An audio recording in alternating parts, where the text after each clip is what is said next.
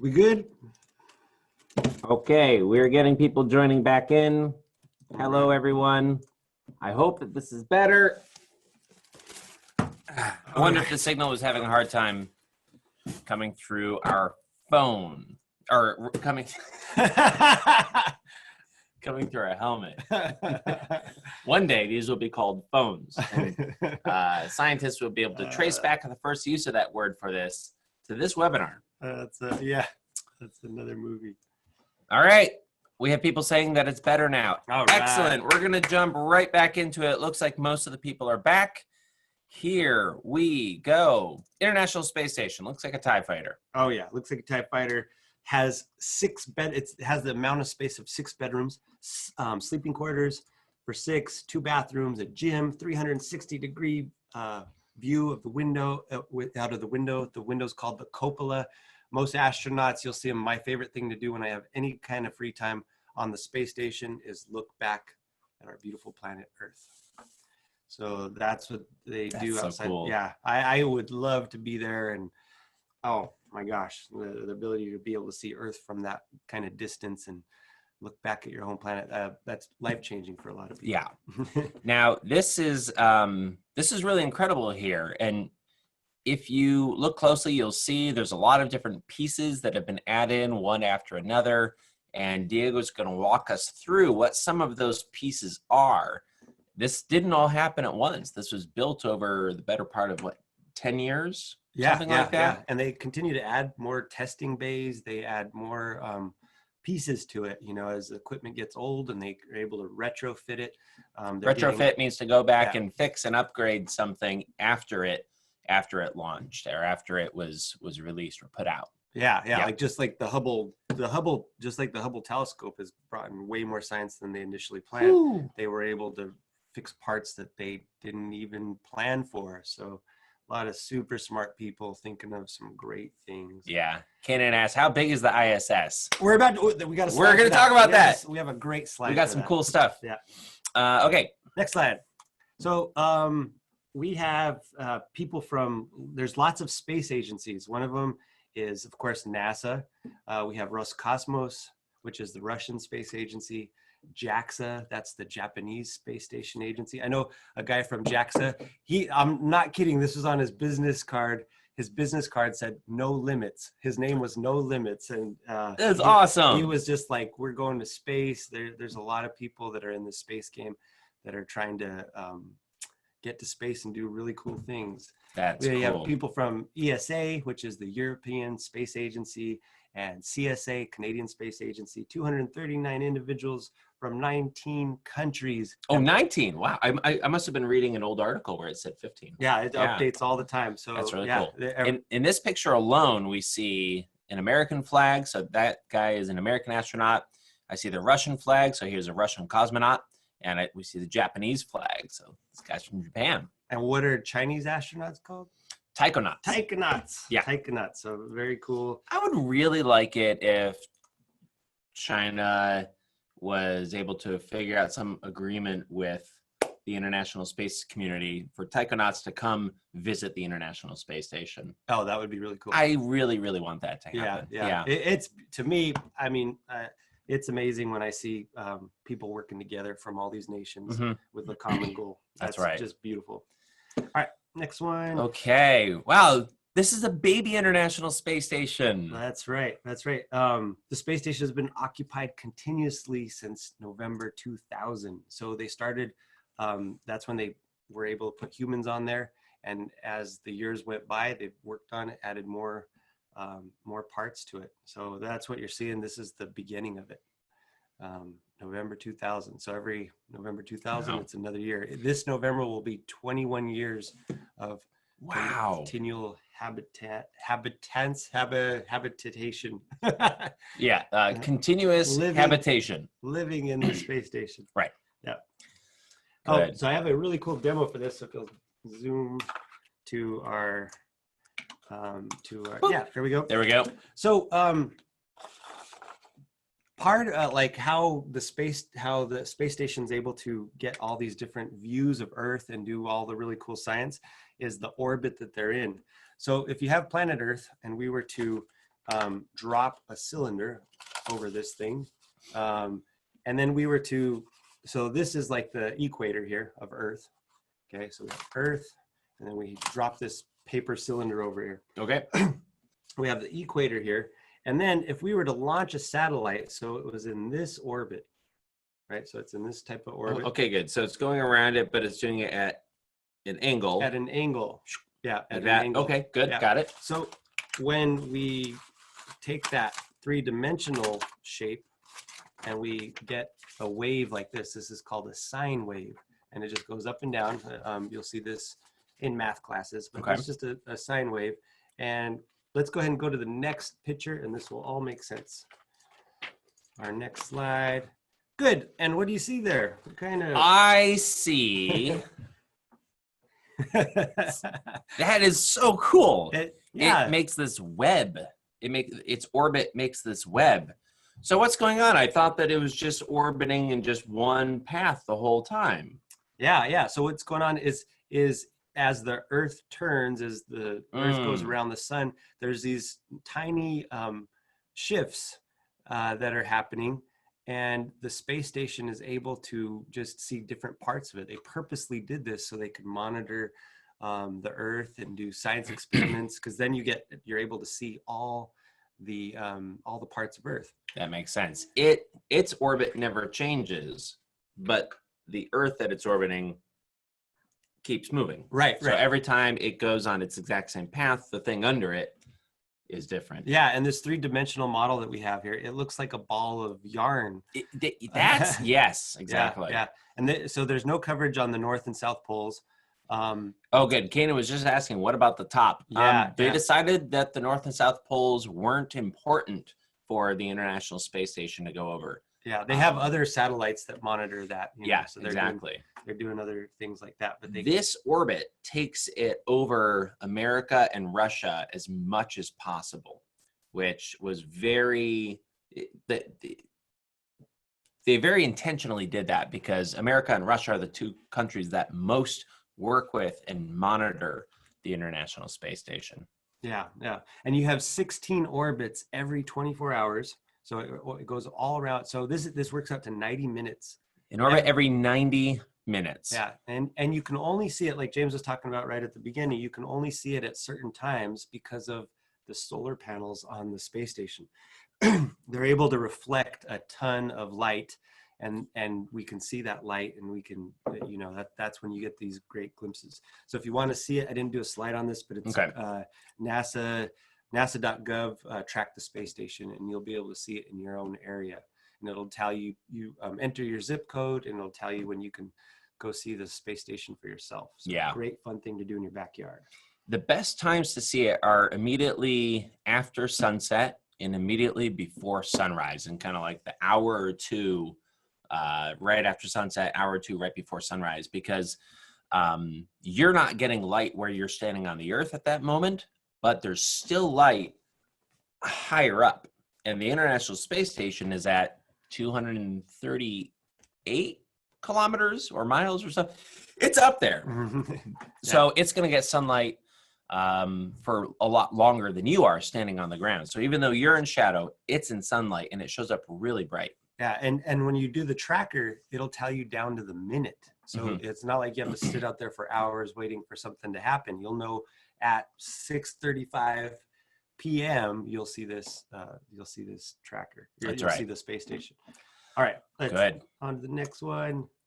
Peggy. So Peggy Whitson, she set the record for spending the most total time living and working in space, 665 days. She set this record on September 2nd, 2017. She's also the first she's a biochemistry researcher. She's the oldest female astronaut in space at age 57.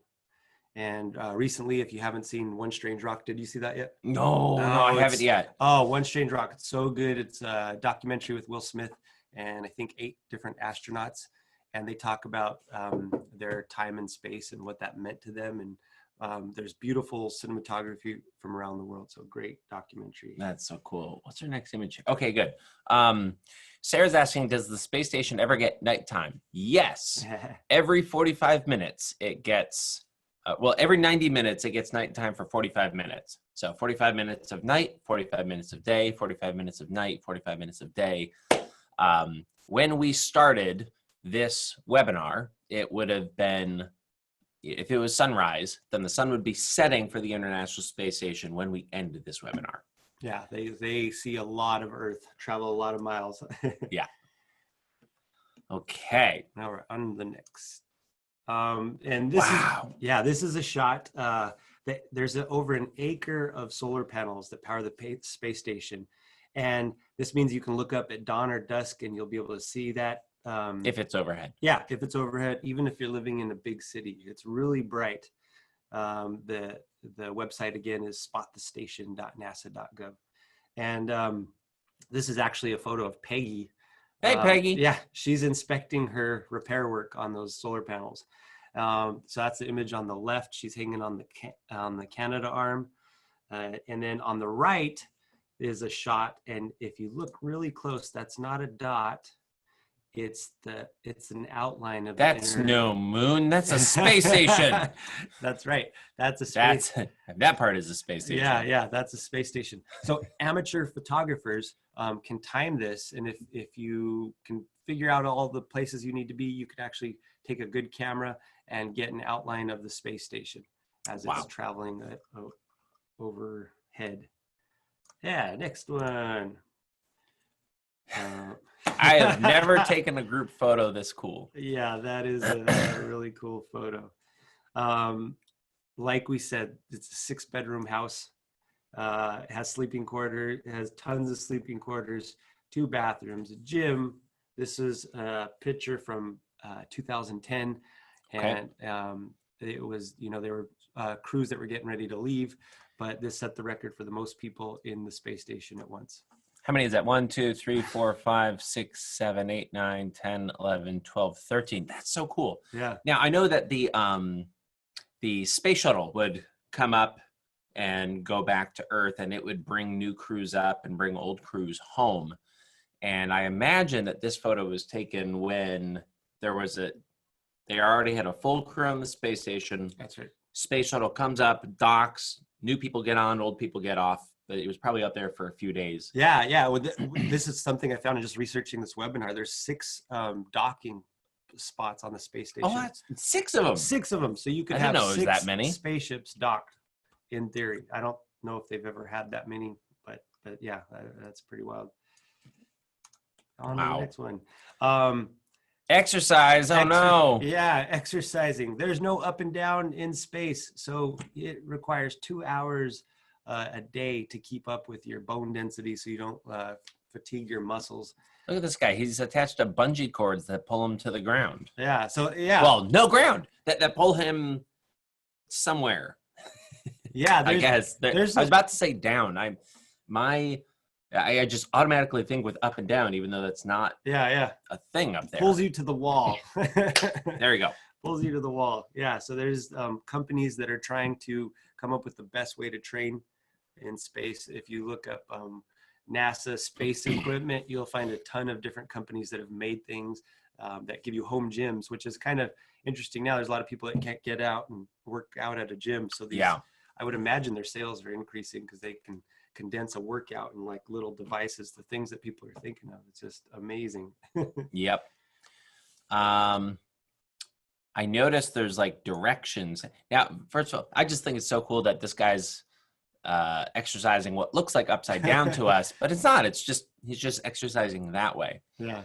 I see there's like signs around. It says 2L. There's probably more hidden there.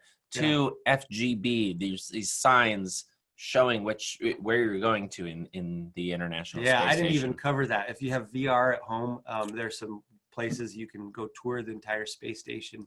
You put your VR headset on, and it's like you're going through. We did one at the You want to tell about that? Talk about that. So I'm standing in the middle of a parking lot under a tent, and Diego comes up. He's like, here, put this on. So I put on the VR headset thing, boots up and you're in space. I was in the International Space Station, and you can kind of like grab yourself and move yourself around. You're in 0G. So when you start moving a direction, you keep moving exactly that direction until you touch something or run into something. And I could wander through the entire International Space Station. And you get a full view like an astronaut would get. I went to the cupola. I went to the part of the space station where there's just a big window looking down on Earth, and I was just standing on Earth looking out a digital window to a digital Earth. Yeah. These guys, cool job. Yeah. So this right here is my students. This is some students from Colorado. And we were at one of the space symposiums, and we met Bruce McCandless. Bruce McCandless, first of all, back to spacewalks. So spacewalks, anytime you leave the space station and you're able to walk outside and go and repair something. Some of the first technology for flying untethered. So on that image on the right, that's Bruce McCandless. On the image on the left is the man himself with a bunch of my students. He's a brave man right there. In 1984, during the first of his 2 space shuttle missions, he completed the first untethered spacewalk by using the manned maneuvering unit. So untethered, every time an astronaut goes out there, they've got a tether. They've got a really, really strong cord that clips to their suit and clips to the space station or the shuttle or the satellite, or whatever it is that they're working around. They're always connected, except for when they're not. So I guess there was some reason where it was necessary for him to go somewhere where he couldn't be tethered, couldn't be connected. They were testing this equipment. Yeah. So, if this guy were to fire his pack the wrong way, they wouldn't be able to get him back. He was essentially himself a spaceship traveling around the Earth in this suit. Oh man. What do you really like? What that sinks in of what his view would have been like sitting in that and the aloneness. He's a satellite of Earth right there. Now, that doesn't mean it's super dangerous, but it's not as dangerous to him as it sounds, because for every hour that an astronaut is going to spend outside doing a spacewalk, they train at least 100 hours on Earth. At least 100 hours for every hour that they're going to be out in space. They know exactly what they're going to be doing when they get out there. They have a very strict set of directions for what they're going to do. And they drill the same thing over and over and over and over again until it is so natural for them. It's like riding a bike. And then they can go out and they can just do the thing and come back in. I think that's really smart. Yeah. I think that's really, really smart. The space station was built on the back of giants, and these guys led the way with technology to get the space station up and running. Yep. It's at now. Now, Cletus asked a question. What about space debris? Debris is just stuff kind of floating around out there, just extra stuff that's been left around or is floating around. There's a lot of space debris. There's a lot of just stuff floating through space. There's old satellites, there's old pieces of rockets that have launched, and there's like screws and nails, maybe not nails, but there's all kinds of random stuff floating around out there. The handy thing is that space is really, really big, and there can be a satellite floating around out there and it would never hit the space station. And there's a lot of people on the ground that work on just tracking this space debris. Everything that's larger than like about this, they know what it is, they know where it is, and they know when it's going to come close to the space station. And when it starts coming close, they will fire some little rockets on the space station, just move it slightly, just move the station just a little bit so that the debris passes by without hitting them. Oh, yeah. And in addition, they have their suits have some Kevlar on them. So they have different coatings that help protect it. So, so if there is some things that get by. Space. Yeah. Look at this beautiful spacecraft. Yeah. So this is at Kennedy Space Center. It's you're looking at the Atlantis. Probably a lot of you have actually seen this, our folks from Florida. But it took, the shuttles is what built the station. Most of the parts that were delivered by the shuttle. The shuttle is the workhorse.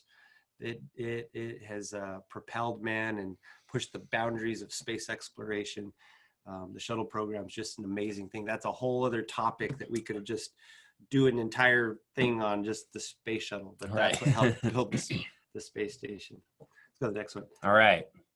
All right. Here's how here's big our the International scale. Space Station is. That's a big space station. Walk an American football field, and you will kind of get an idea for how things are laid out. We got the solar panels. What is that? From 25 yards all the way to the end zone, right? So you can kind of. Oh, you're speaking American now. Yeah. You can kind of. I miss football so much. They better not cancel this season. Anyway, yeah, that's massive. That's really, really huge. I can understand that 6 people would be able to live on there. You know, you'd have to be really good friends with them. You would need really good people skills. Actually, I won't talk too much about that right now because we're going to do a webinar next week, Diego and I, on what does it take to be an astronaut. So fun. What do you need to learn? What do you need to study? What do you need to become an expert in? What's the process for becoming an astronaut? Who goes up there? Awesome. We'll find that out. Awesome.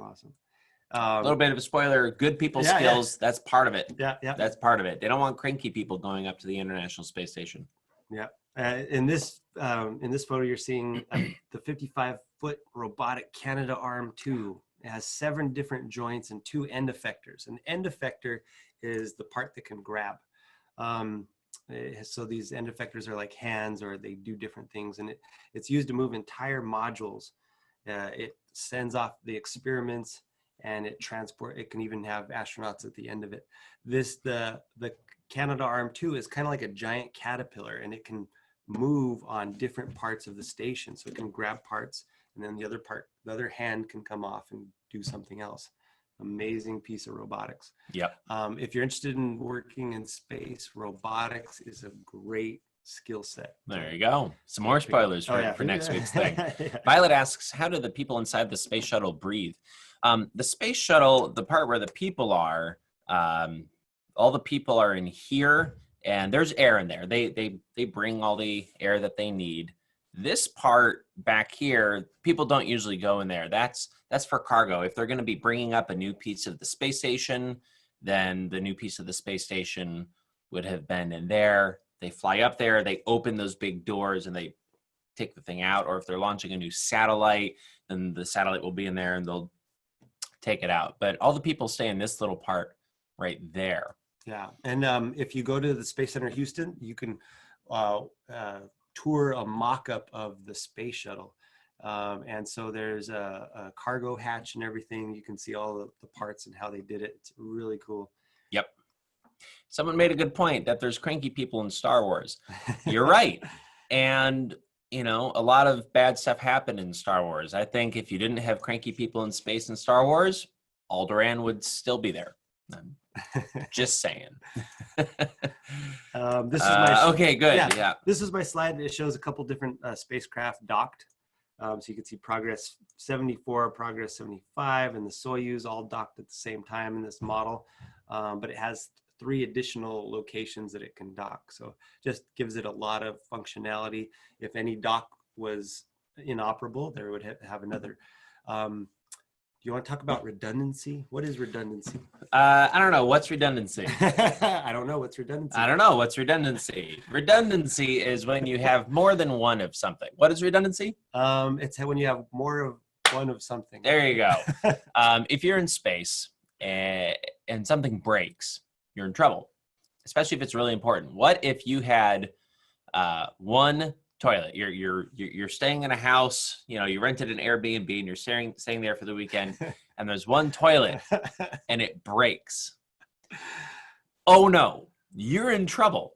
Now that's a huge problem. If you have 2 toilets and one breaks, you can still use the other toilet while you're figuring out how to fix the first one. That's redundancy in toilets. A lot of houses have redundancy these days. Yeah. exactly. So on the International Space Station, you said that there were about six docking ports. Stuff could happen to half the docking ports, and you could still dock at 3 other ones. And they're all over the station. So let's say something goes wrong over on this end, you can still get out over on the other end. And the cool technology that is fighting for redundancy or helping redundancy is 3D printers. You break your screwdriver, you print out another one. You're like, oh no, I needed exactly that screwdriver. Well, NASA sends you the file, you put it on your 3D printer, prints out exactly that screwdriver. So cool. That you need. Cool. Oh, Oliver asked a really good question. When people leave the ISS, does air leave the ISS? So they have what's called airlocks. And it's not just a door to the outside of space. There's a door to a place and then a door to another place. Kind of like when you go into a grocery store, most grocery stores, there's 2 sets of doors. There's the first set of doors and you go into this place and that's where like the shopping carts and stuff are. And then there's another set of doors to the inside of the store. And that helps them keep, if it's summertime, it keeps it cool inside. If it's winter, it keeps it warm inside so you don't lose too much air. Yeah, if you've ever had mom saying, shut the door, you're letting out. Shut the door. Yeah, we're not trying to cool the whole neighborhood. Say, Mom, why can't we get an airlock? Right. So if they're going to go outside, then the astronaut will suit up, will get into a suit. He'll go, or she, they'll go into the airlock. They'll shut both doors really tight. And then they'll pump all the air out of that airlock. And they will pull all the air out and they'll store it. They'll keep it. So that when the astronaut opens the door to space, no air gets out. And then when they come back in, they come into this open door, they shut the door behind them, and then they pump air back into there, and then they open the door to the inside. Yeah. Could it print a new toilet? Yeah. Sarah's asking the important questions. It could print the pieces that they need to make the toilet work. Yes. In fact, the toilet did malfunction on the International Space Station about 2 years ago, I think it was. And they were able to print stuff to fix the thing while they were up there. The 3D printing is just amazing. I was at SpaceX last month in February. They have printers. That was not last month. Or February. February was 3 months ago. I've been in quarantine. Okay. March was a long year. Yeah. Okay. March was a long. I love that. Okay. We are going to move along here, but we're going to explain what these are. This is Soyuz MS-16. Soyuz is the name of the capsule, the name of the spacecraft that can transport people. It can transport people. It's Russian made. So that's the Soyuz spacecraft right there. Progress 74 and 75. Those are 2 different missions that brought supplies. Yeah, so that's what those are. They're resupply missions, and they stay docked for a little bit. All right. Okay. Next one we got. Oh, look at this. This is a real picture from inside. We could talk all day about this picture. We could. There's a real picture from inside SpaceX's Dragon Crew capsule. This is not a real person. This is a dummy. This is a mannequin with a bunch of sensors and stuff attached to him for a test flight so that they could see what it would be like for a real person. And he brought a toy. Yeah. So when the astronauts opened that up, they weren't expecting this to find this, but it was. Do you know the name of it? It was a hug from Earth, though. It's a little plush animal that looks like Earth. Yeah. Stuffed animal. Really cool. Exactly. Yep. Okay. Here is. So this is some of the first science really that we're going to talk about. This is Expedition 58. So that they have these designations for the different missions that they have to the space station. Just to keep everything straight. You know, got to give it a number. Yeah. So the laboratory has hosted more than 2,700 research investigations, research projects from 103 countries. This is Christina Koch and Andrew Morgan. They're stowing biological samples. So when they mix different bacteria, whatever they're testing, they have to keep it cooled. And so they have a special containers that they put on. Look at it. Look at this. Look All right, so that looks like styrofoam there. That is. And that she is. must be basically just sticking it in like a really expensive space fridge. Yep. Yep. So That's cool. It's capable of really cold temperatures. Close the fridge. Yeah. As soon as these the capsules get back to Earth, the scientists on Earth will recover them, and they want to get those biological samples to the lab right away, so they can find out what happened, how the tissue grew, or whatever they were doing. And in this picture, this is Jessica Meir, but look at her muscles. What I didn't know about it. Is that Jessica or is that Christina? This is Jessica. Okay. Yeah. This is Jessica. And they have to be the reason. Look at her muscles. She's so strong. If you ever get to meet an astronaut, try to arm wrestle them. I dare you. They have to fight their spacesuits all the time.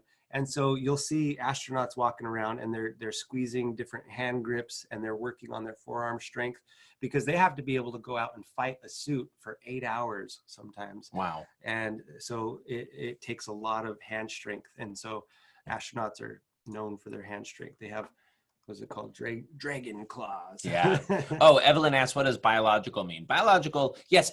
If we say a word here that you guys don't understand, just ask me really quick in the Q&A section. So that we can define it for you. Biological means having to do with life. So they do send samples of various living things up to the International Space Station. A lot of it's bacteria and stuff like that, so they can see how bacteria grows in zero gravity. But they've sent up spiders and mice and stuff like that. They were wondering, like, how does a spider spin a web in zero gravity? Can a spider spin a web in zero gravity? So they sent some up. Yeah. And the first web wasn't great, and then the spider really quickly figured out how to fix it. It made some really great webs up in zero gravity. Yeah, they're amazing stuff. Yeah, amazing lab. Okay, good. So this is a sample. This is a biological sample. This is from the European Space Agency, and this is called amyloid fibrous. And what this is? Oh, what's that? Yeah. So what this is? He just said a word that I don't know. So It's a tissue sample. Tissue. Okay. And tissue being like a piece of flesh or something like that. If we're talking about tissue for humans, yeah, it's not, where'd it go? It's not like a tissue to blow your nose. It's like a piece of skin or muscle or something like that. Right. And they're testing how this tissue can form and how it degrades in zero gravity. Basically, they're hoping that they might be able to find cures to diseases in zero gravity, like Alzheimer's, Parkinson's. These are diseases that affect people, but they're always looking for how tissues form and the different things that happen to them in zero like how gravity. does cells grow? We can't simulate zero G for very long on Earth. I mean, yesterday we talked about the Von comet that flies in these. You can get about 20 seconds of zero gravity. It's not enough to grow tissue. Right. So there's just a lot of really cool experiments in a lab. When you have a lab that's out of this world, you have a lab that's out of this world. Okay, we got about 3 minutes left. So we're going to get through as much of this as we can, but also define the words that we're throwing at you. So to degrade means to fall apart, or to kind of go away over time. You know, if you leave something out in your yard, if you take your book and you leave it out in the yard for like 2 years, it's going to degrade. The nature's going to eat away at it. And it's going to kind of fall apart over time. Yeah. This next one, this was a scientist that was doing an experiment on biomining, and they bio having to do with life, mining having to do with getting rocks and metals out of the earth. Okay. And so we've known for a long time that biological things can take minerals out of things, but how does it do it in zero gravity? That's really interesting. We all know that like the roots of a plant can get into rock. Yeah, and it can pull water, it can pull minerals. Right. How would that work in zero gravity? I hadn't thought of that. Yeah. People are coming up there. They have high school. Wow. There's high school experiments, middle school experiments that are on the space station. They'll have a contest for like a bay, like a little area where they'll put just middle school projects, and they have competitions where people submit their ideas. So you might be thinking of an idea that you would like to test in zero If gravity. you have an idea right now of like, I wonder how this works in zero gravity, there's a chance that your experiment could go onto the International Space Station. We have like a minute or two left. Okay. I want to fast forward to the thing about fire. Oh, okay, cool. This is a cool thing. Let's just take a second. Look at every wall. Every wall is full of equipment. Wall-to-wall There's science stuff happening everywhere because there is no wall. There is no floor. It's all usable space, and they make use of every inch of it. That's really cool. Here's a guy doing VR. There's a laptop. There's a laptop. There's a laptop. There's a laptop. There's a laptop. Okay. This is really cool. Oh, so the really cool thing we're gonna about talk about this for a moment. The arm will reach out, and what you're seeing So here's down an here, arm. yeah, the arm can put science experiments exterior to the station, and then there's an airlock on the end of Kibo, so they can prepare things and then put it outside. So not only can they test inside, they can test outside, and they have a robotic arm to move things around. So if it was like, I wonder if this piece of plastic will survive in space or if it'll fall apart. They could take a piece of that plastic, put it on one of these things outside the space station, and leave it there for a week, a month, a year, and see what happens to it. This is like a giant tray, and it just has different samples. That's cool. Let's go to the next. More stuff, cool stuff. Oh boy, all kinds of cool stuff. Look at this. Cool. We're over time. Let's keep going. Oh. Okay, we gotta. What happens to fire in space? We're gonna talk about this real quick. This is a very special thing that they made so that they could test fire, test flames in space. You wouldn't really want to set a fire in the International Space Station. It's too dangerous. So they made this very special box that they could do it in safely. This is a flame in zero gravity. So cool. All right. Now, we are going to end off really soon here, but I want to ask real quick, what happens to hot air? Which direction does hot air travel on Earth? Throw your answers in the Q&A box there. Up, exactly. Up meaning away from the pole of gravity. We have a lot of response on that. Yeah, wow. Fire. There's no up in space. There's no up. So usually what happens with a flame on Earth is you have your fire, and the hot air goes up, and that pulls in new air from the sides, and that brings in more oxygen for the fire to burn. There's no up in space. So instead of the hot air traveling up, and it just stays there. No new air comes in. A flame in space, if the air is still, will only burn, like 5-10 seconds, something like that, and then it goes out.